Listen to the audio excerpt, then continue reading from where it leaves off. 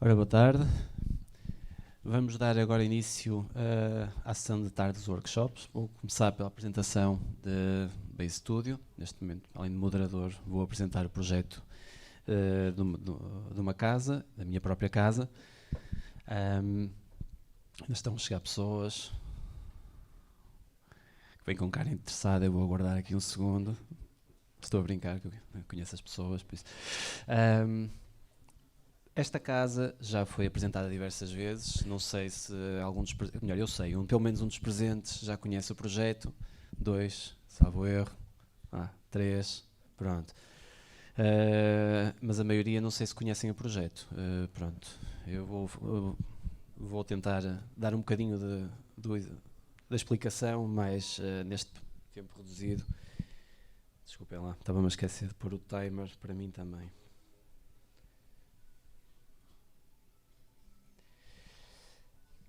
Portanto, é o seguinte, esta casa fica em Vila Nova de Gaia, fica no centro da cidade, era uma casa centenária, portanto, em 2 pisos, com um terreno relativamente grande ao lado, que não tinha grande coisa para aproveitar no interior e tinha uma relação desligada do exterior, portanto, sem garagem, sem um jardim e uma cota mais alta, enfim, só com uma escadaria. E o projeto, apesar de ser passive house, o desafio que tinha aqui era pegar nesta casa antiga e transformar isto numa casa à medida da minha família, basicamente. Portanto, isto era a casa existente, manteve-se o que está amarelo, o resto foi demolido, o interior foi todo demolido também, o resto é o terreno à volta, isto não está a mudar. Portanto, está aqui o projeto que passou por reabilitar o existente, a casa existente, e por ampliar ao lado, porque houve um entendimento que a casa não tinha espaço suficiente para as necessidades da família. Portanto, como é que a casa se desenvolve de uma forma muito rápida? Tenho onde era antigamente um muro grande cheio de terra, portanto fizemos um grande buraco para ficar à cota do piso de baixo da casa existente, onde fica a entrada principal, a cozinha, a lavandaria, a casa de banho, de serviço e o coberto para os carros. E faz a transição para o espaço de sala e escritório, que funciona como uma espécie de um open space, ali à volta da caixa das escadas para o piso de cima e de uma lareira. Eu estou a salientar a lareira porque isso são todas umas outras questões que já se levantaram noutros anos e que se levantarão a seguir, mas é propositado. No piso de cima, portanto, circulações mínimas, é só a escada com um corredor mínimo para dar entrada para os quartos e para 2 casas de banho. Isto não tem nada de especial, não é uma casa gigante, mas ainda assim, aos preços que está hoje em dia, é uma área considerável. Como é que funciona aqui a ventilação? O esquema, se repararem, é semelhante ao que tem sido apresentado, foi apresentado de manhã e que é apresentado frequentemente, portanto está tudo aqui num dos pontos. Temos a insuflação, neste caso a verde, os pontos onde a entrada dá ar, temos a azul as extrações, portanto estão aí os caminhos, tentar organizar, simplificar, e ali a vermelho está o tal ponto da lareira, porque a lareira, para estar numa passive house, tem que ser estanque, isto é, a câmara de queima e a alimentação e a extração da queima tem que ser totalmente independente do resto do espaço, ou o mais independente possível. Portanto, a lareira vai buscar, tem um tubo de ventilação que está enterrado, que vai buscar o ar ao exterior, que alimenta por baixo e depois faz a extração até à cobertura com toda a normalidade.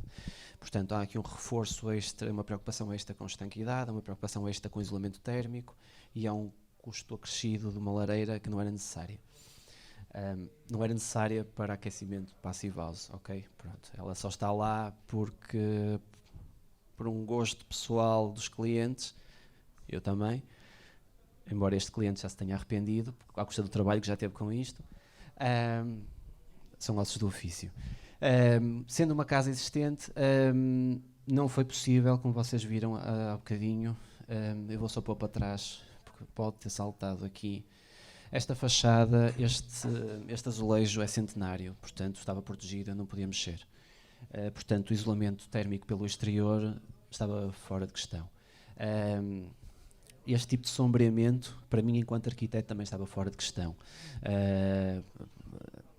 Enfim, as soluções aqui não eram muitas, portanto, tentamos chegar aqui a um compromisso. Perdeu-se algumas coisas, ganharam-se outras, já lá iremos. Porquê é que eu chamei a atenção daquilo? Porque é exatamente naquele ponto onde por dentro eu tenho que ter isolamento térmico. E tenho aqui uma ponte térmica, outra, portanto, uma ponte térmica vertical de cima a baixo nos encontros entre o isolamento térmico interior e o exterior. Tendo que haja esta sobreposição, portanto uma sobreposição prolongada, chamemos-lhe assim, acho que é visível para todos, para mitigar essas pontes térmicas que não tenho volta a dar. É o resultado de estar a pegar no edifício existente. Em corte vertical, sendo esta a fachada da rua, acontece a mesma coisa. Portanto, há isolamento térmico que está por dentro, que em determinado ponto vai também ter que cruzar com o que está por fora. Pronto, isto era a proposta, era o 3D da proposta, a obra ainda não está exatamente neste ponto, já faltam mais. Isto é a vista pelo interior.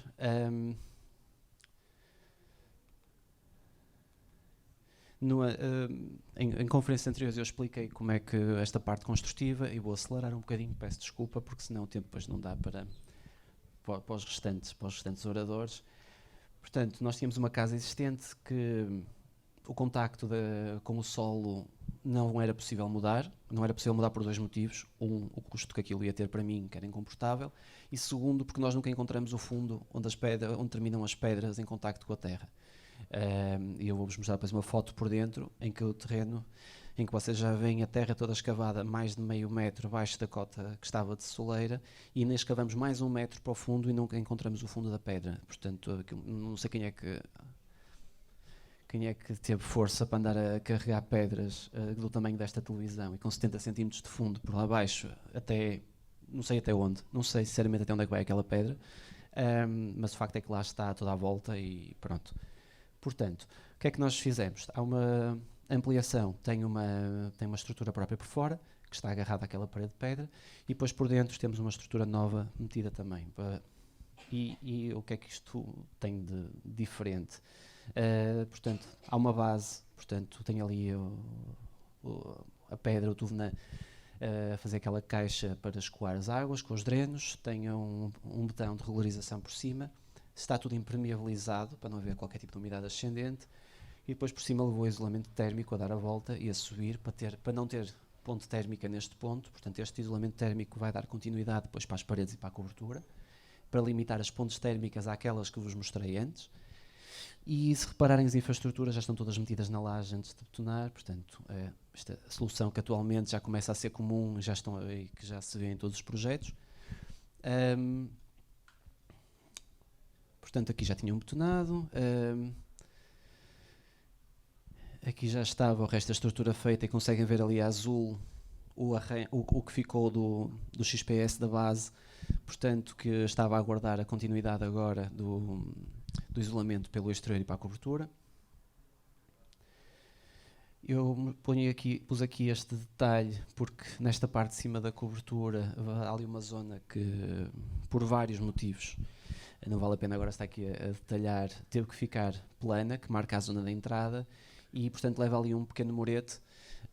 Aquele murete feito desta forma, com a estrutura de madeira que vai ser toda revestida e isolada, impermeabilizada, não é uma ponte térmica. Se fosse um murete tradicional, tínhamos ali uma ponte térmica, ou então teríamos que estar a contorná-lo todo, isolado, dar a volta e aumentar também a expressão de um elemento que já tinha muita expressão em si.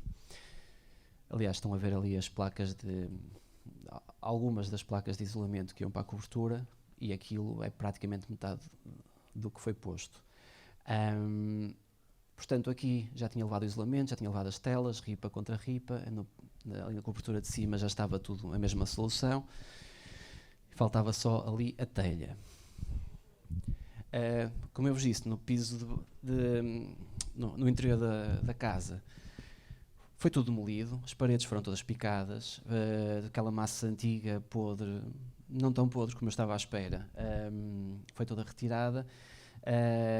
Isto foi escavado, a cota original disto era aqui em cima.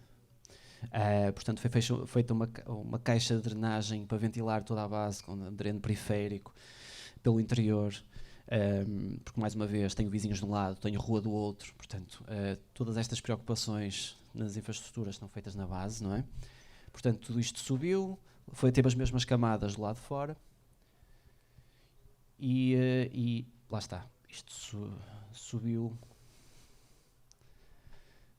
bastante, portanto, mas o isolamento por dentro e a impermeabilização subiram também, e a seguir continuaram, e se repararem, as paredes foram todas revocadas e massadas, preocupação com a estanqueidade ao ar, não ficou pedra à vista. Isto foi só um primeiro nível, porque em cima disto ainda levou uma pintura especial para reforçar essa estanqueidade ao ar. Portanto, depois ficou terminada a estrutura para cima. A cobertura foi toda uma longa guerra, que era uma cobertura de madeira que se ia aproveitar. Já me devem ter ouvido dizer isto, mas quem não ouviu, deixem-se de ideias com aproveitar coberturas de madeira existentes. A maior parte delas já não são muito aproveitáveis, só em casos muito pontuais é que vale mesmo a pena. A maior parte das vezes é uma pura ilusão que dá complicações grandes em obra, como eu tive, e como um outro cliente meu também chegou a ter, dá problemas, dá atrasos de obra, dá todo enfim, tenham cuidado com o otimismo inicial, porque depois na prática as coisas não correm sempre como gostaríamos. Portanto, acabou por dar uma estrutura diferente, mais leve, metálica. Vocês aqui estão a ver por dentro, estão a ver as paredes revocadas até cima, até ao USB. Pelo lado de fora foi tudo selado, do USB foi tudo selado com fitas, com tela para vapor, tudo selado também. Depois começou a levar as camadas de XPS em cima. A própria chaminé que está ali para a lareira, aquela chaminé no final vai parecer uma chaminé tradicional. Aquela é uma chaminé do USB, está lá o tubo, obviamente, mas não é, porque aquilo está carregado de isolamento térmico, questões de proteção contra fogo. Portanto, nem a chaminé, apesar da aparência, teve que se usar alguma criatividade aqui na solução. E, portanto, atualmente o estado da obra, e não sei se têm conhecimento disso, na quinta-feira vai haver visitas guiadas a esta obra, e quem vai estar presente, vou explicar isto mais detalhadamente, uma série de coisas, mas eu não quis deixar de mostrar aqui o estado atual. Portanto, estas fotos são relativamente recentes, e neste momento por dentro já está tudo infraestruturado, portanto, tudo que é eletricidade, águas, tubagem de ventilação, a tubagem está ali pendurada porque ainda vai ser fixa as caixas de distribuição, mas já está encaminhada para os sítios todos, que era a parte dramática aqui, porque a reabilitar é muito interessante, mas depois temos questões destas em que de repente temos que passar 24 tubos e todo espaço é pouco. A questão da lareira, ali está ela, ali no meio, orgulhosamente à espera de revestimento e para ficar bonita na fotografia, mas funciona, atenção, ela é funcional. Portanto, vista aqui do outro lado, este é o espaço de sala em baixo. Desculpem, há um bocadinho não vos disse, esta fotografia é da zona da entrada. Quem entra da porta principal, do lado direito é o espaço de cozinha, do lado esquerdo é a zona de entrada, que depois tem uma casa bem de serviço na ponta, e depois do sítio onde estou a tirar a fotografia é onde se passa para a sala.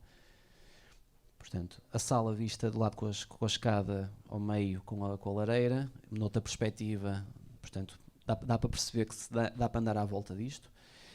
E isto já no piso de cima, lá está, com a tubagem toda metida, com as infraestruturas todas feitas.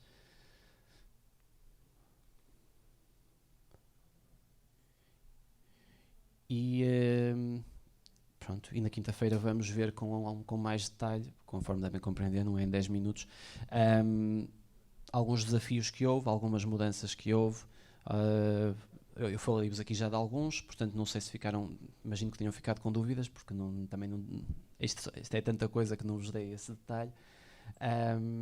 Mas eu preferia agora aproveitar estes minutos finais para ficar disponível para alguma questão que tenham. Desculpem, esqueci de mostrar como é que está por fora. Por fora está quase pronto, mas falta-me só o pavimento ali exterior. Mas pronto.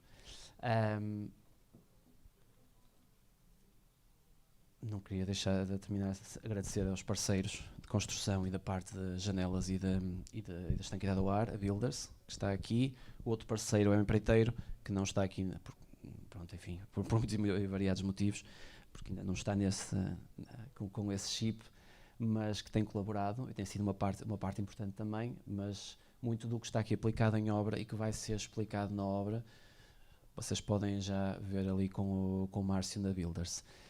Questões que queiram colocar? Sim. Obrigado.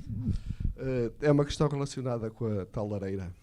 Pronto, apesar de ela ir buscar o ar lá fora e pôr o fumo lá fora, em termos de estanquicidade não consegue assegurar. Vai fazer o teste ou não?